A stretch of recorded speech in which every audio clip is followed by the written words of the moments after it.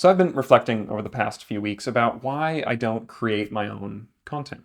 I have all the equipment, I have experience, I feel like I have something to offer after being, 7 years in marketing and branding and helping businesses with their marketing and branding. And I've come up with a list of pretty good reasons why I don't create my own content.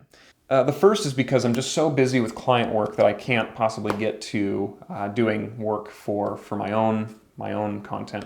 The second reason is because we've all seen those videos of the people with their like ooh, their shocked faces in the thumbnails and the clickbait titles, and that is just not at all my style. And so I never wanted to be lumped in with that kind of thing, even though that's not really how I would create content. And then the third reason is because my work should just speak for itself. I should be able to put it out into the world, get great feedback, and not need to do any kind of marketing or promotion around it.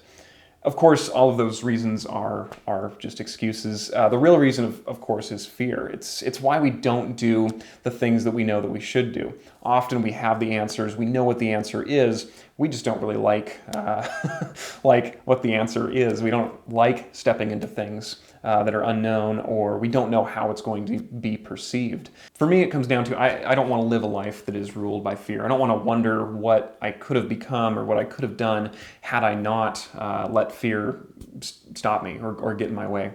My brother told me this quote that has stuck with me, and it is that hell is the last day that you are on earth and you meet the person that you could have become. So I'm realizing if I want to have the kind of impact on the world that I want to have, I have to push through that fear. There's really just no other option. I have to do it. I don't have to like it, but I have to do it. Another reason is because one of my core values is authenticity, living an authentic life.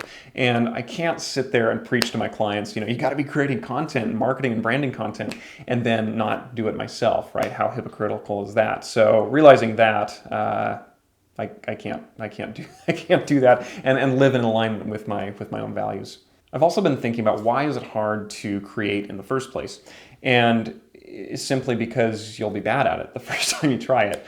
And being bad at something sucks. It's no fun. The first time you pick up a tennis racket, you're going to be bad at tennis. But the thing about tennis is you're on the court, maybe a few people in the park see you and you're bad at tennis, who cares? I think the difficult thing about doing creative things that are public is because everybody can see you and everybody can judge you, they comment, or maybe they're just totally silent. That can be even worse.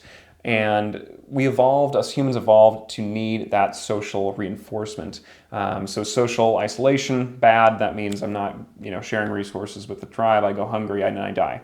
So we avoid that at all costs.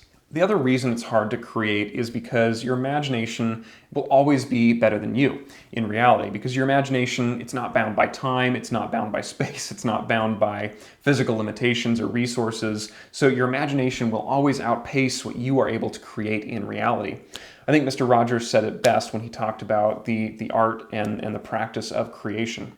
I've often hesitated in beginning on a project because I've thought it'll never turn out to be even remotely like the good idea I have as I start. I could just feel how good it could be. But I decided that for the present, I would create the best way I know how and accept the ambiguities. So I guess that's what I'm doing. I'm saying, this will be bad. You have to be bad, and then okay, and then good, and then great.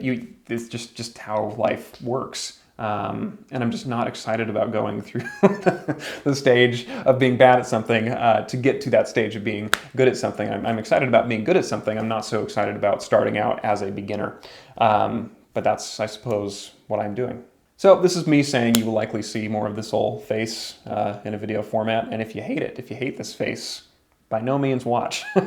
But if you are into and interested in learning a little bit more about how I view the world of marketing, how I view the world of branding, and how businesses should approach it in 2023 and beyond, it'd be fun to have you along for the ride. I'm not exactly sure what this will look like. It will continue to evolve.